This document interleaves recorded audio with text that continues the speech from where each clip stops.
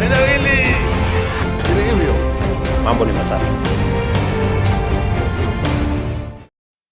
Ladies and gentlemen, Raila Odinga's sister was buried yesterday, and a lot of drama was witnessed during the event. This is so shameful of our leaders. This is wrong, completely wrong. It is unfair to come and do this kind of thing. My sister was so peaceful. Young people were making noise outside the tent. I beg you to keep quiet. Let us send our sister in peace. We are not interested in your politics. We are not interested in your politics. Whether you are supporting a politician or not, we are not interested in that. The thing that has brought us here today is to lay our sister to rest. So if you come here, that's not your sister, she's not your relative, please go away or keep quiet. Go away. Go away or keep quiet. I hear you are students from Raila Odinga. That does not give you a right to come and disorganize our sister's funeral. And Mama Ida Odinga confronted the ODM leadership who were present at that event. I listened very keenly to Mama Ida Odinga, and Mama Ida Odinga was justified to get angry. I had not had time I was still mourning Raila. Now mourning Beryl. I think with the Odingas, I don't know, but you know how we feel. So when people are urging us to do certain things, please leave us alone. Leave us for a little while. Because I observed two things. Number one, Boyd Were, the newly elected member of parliament for Kasipul, arrived late when people were already seated. Yeah, please, people, you are spoiling my sister's funeral. Some of us are not even politicians, and politicians, I really want to plead with you. If you know that your people are going to disrupt functions, why don't you come early? I expected the young man to be the first to arrive, but he arrived late and accompanied with a large number of goons, which for me was disrespectful. In this video, I want us to analyze Mama Ida Odinga's speech, because that speech had a lot of message to ODM supporters and to Kenyans in general. Because what has just happened to us is very painful. I know the world must continue, and I know work must continue. Before we do that, for those who are watching this channel for the first time, please take a second or two, click the subscribe button so that next time we produce a video like this, YouTube will automatically notify you. And to the subscribers, I want to continue thanking you guys for your continued support. Because without that support, this channel cannot be where it is. Ladies and gentlemen, let us listen in to Mama Ida Odinga. I had not had time I was still mourning Raila. Now mourning Beryl. I think with the Odingas, I don't know, but you know how we feel. So when people are urging us to do certain things, please leave us alone. Leave us for a little while. Because what has just happened to us is very painful. I know the world must continue, and I know work must continue. In our family, the Odinga family, the head of the family is Dr. Uhuru Odinga.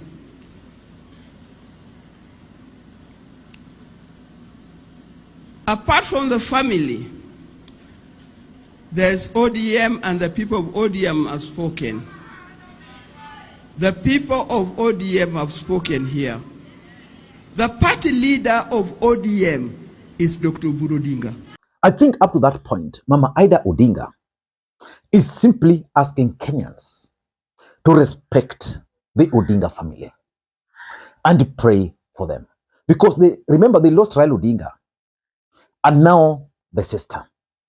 But still, people are still playing politics in the funeral, because even before yesterday, there were a lot of mobilization. The political players wanted to measure who had more people. That's why, even for example, someone like Gladys Wanga really mobilized people, because she feared that supporters of Raila Molo were going to heckle her.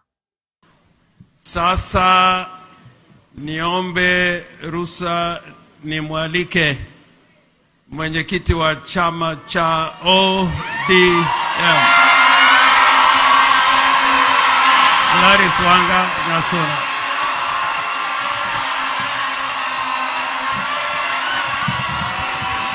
Thank you. Asante sana. Asanteni sana. To the church, the Anglican Church,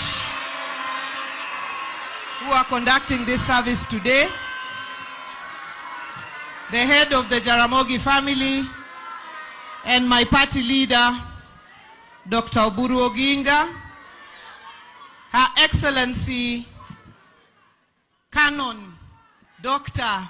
Ida Odinga, my mom and my mentor, the entire Jaramogi family, the party leadership of ODM, His Excellency Kalonzo Musyoka, a leader of the Wiper Democratic Front, fellow leaders and fellow mourners, God is good, and all the time.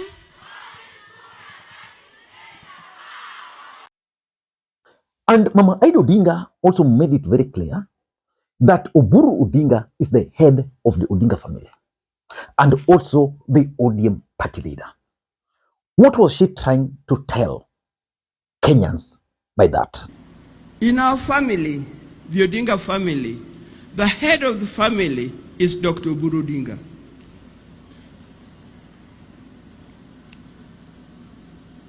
Apart from the family, there's ODM, and the people of ODM have spoken. The people of ODM have spoken here. The party leader of ODM is Dr. Oburu Odinga.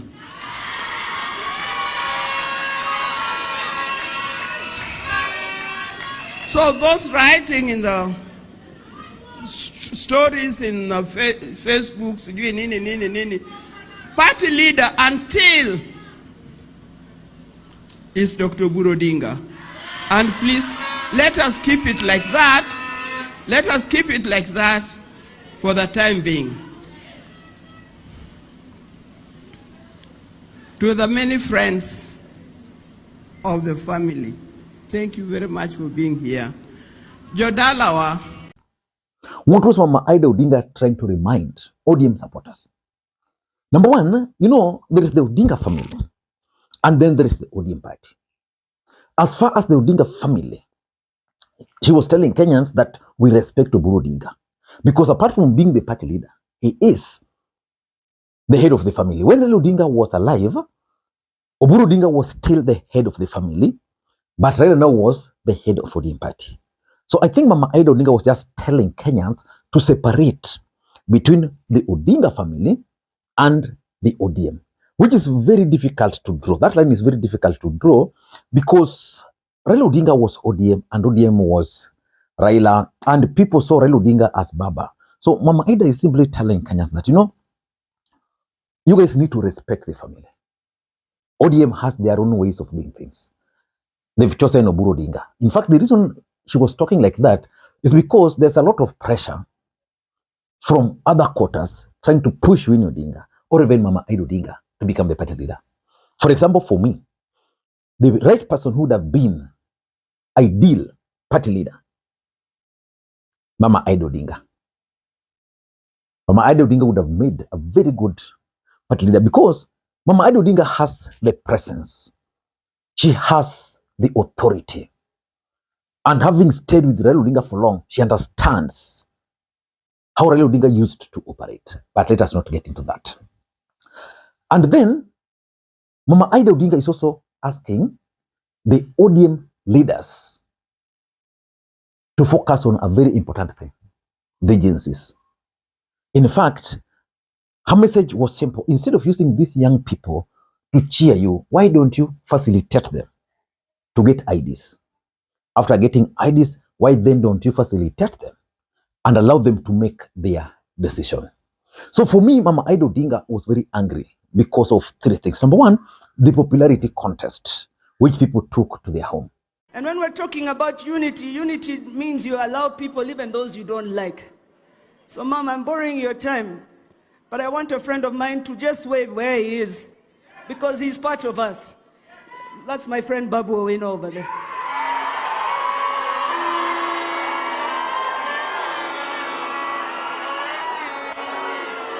Asante sana.